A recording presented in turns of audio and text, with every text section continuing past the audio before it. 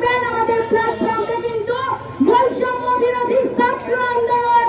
সুতরাং যেখানেই বৈষম্য হবে এটা শুধু আর পাঠ্যপুস্তকের বৈষম্য নেই, এইটা শুধু আর চাকরির বৈষম্য নেই, এটা কিন্তু সম্মিলিত। যেখানেই যে বৈষম্য হবে সেই বৈষম্যের বিরুদ্ধেই আমরা ছাত্র সমাজ এক হয়ে কথা বলবো। সুতরাং আপনারা যে আসুন না কেন আপনাদের কিন্তু মনে রাখতে হবে প্ল্যাটফর্মটা হচ্ছে বৈষম্য বিরোধী ছাত্র আন্দোলন। বন্ধুগণ, প্রথমে বলেছিল যে নারী শিক্ষা নাকি পঞ্চম শ্রেণী হলেই হবে, এমন কিছু মানুষকে নিয়ে তারা আলোচনায় বসেছিল। এইটা আমরা তীব্র নিন্দা জানাচ্ছি। কোন বৈষম্যতার চর্চা করা হয় সবাই সেই বিষয়ে লক্ষ্য রাখবেন এবং আমরা আছি। এবং সবার কাছে আবারও আমার ভাইরা বলেছে, আমি আবারও রিপিট করছি এইটা যে আমাদের যে যেখান থেকে যে সকল অপশক্তিরা আমাদের পদক্ষেপ কেবল শুরু, আপনারা সহযোগিতা করেন। আমরা সুস্থ সুন্দর একটা সুন্দর বাংলাদেশ করতে চাই, আপনারা সেই জায়গায় আমাদের সহযোগিতা করেন। যে বিজয় অর্জন করেছিল সেই বিজয়, কাঙ্ক্ষিত বিজয় আমরা অর্জন করতে পারিনি এখনো পর্যন্ত। আপনারা জানেন যে বৈষম্যের বিরুদ্ধে বাংলাদেশ গড়ার অঙ্গীকার নিয়েছিল এই ছাত্র সমাজ। স্বৈরাচারের ফ্যাসিস্ট এই শেখ হাসিনাকে পদত্যাগ করতে বাধ্য করেছিল।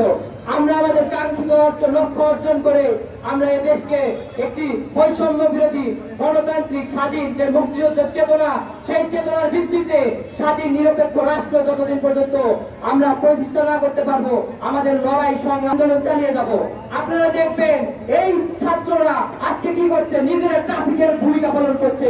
এই ছাত্ররা কিভাবে তারা হামলা চালাবে, এটা একটি কুচক্রী তৃতীয় পক্ষ মহল এইসব হামলা চালিয়ে দেশের সম্পদ, আপনার সম্পদ, রাষ্ট্রীয় সম্পদ গুলো ধ্বংস করছে। তাই আমরা তো একা এসব প্রতিহত করতে পারবো না। বাংলাদেশের এই বগুড়ার প্রত্যেকটা জনগণকে আমি আহ্বান জানাচ্ছি, আপনারা যে যে এলাকায় আছে, মহল্লায় আছে, আপনারা প্রতিরোধ করে তুলুন, এই হিন্দু সম্প্রদায় ভাইদের রক্ষা করুন এবং আমাদের যারা সংখ্যালঘু ভাইরা আছে তাদেরকে রক্ষা করা আমাদের দায়িত্ব। এদের যেমন আমাদের এই দেশ, ওদেরও আমাদের সকলকে রক্ষা করা দায়িত্ব। আমরা যে স্বাধীনতা অর্জন করেছি সেই স্বাধীনতা রক্ষার দায়িত্ব কিন্তু আমাদের বাংলাদেশের জনগণের। তাই এটি আমাদের মাথায় রাখতে হবে। সকলে নিজ নিজ অবস্থান থেকে আমরা যে যেখানেই থাকি সাংবাদিক ভাইদের মাধ্যমে আমরা আজকে ঘোষণা দিচ্ছি যে আপনারা আপনাদের সংখ্যালঘু ভাইদের পাশে দাঁড়িয়ে এই হামলা প্রতিরোধ করে তুলুন। কারণ আর রাষ্ট্রীয় কোন সম্পদে কোন কুচক্রী মহল যেন কোন হামলা না করতে পারে সেটি বিষয়ে সজাগ থাকার জন্য বিশেষভাবে আহ্বান জানাচ্ছি।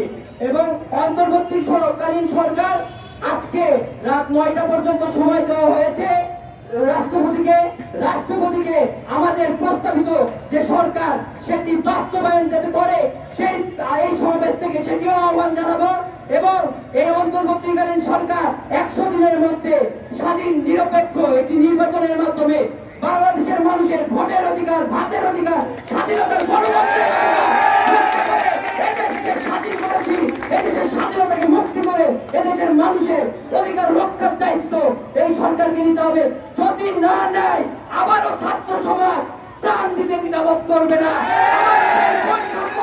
এই বৈষম্যকে আমরা প্রতিহত করে আমরা এই রাজপথ থেকে চলে যাব এবং আমাদের ছাত্রদের যে দাবি, আমাদের এই ছাত্রদের যে শাহবাগ থেকে ঘোষণার আমাদের প্রস্তাবিত যে সংসদ গঠন, প্রস্তাবিত তত্ত্বাবধায়ক সরকার গঠন হবে সেটি আমাদের ছাত্ররাই ঘোষণা করবে।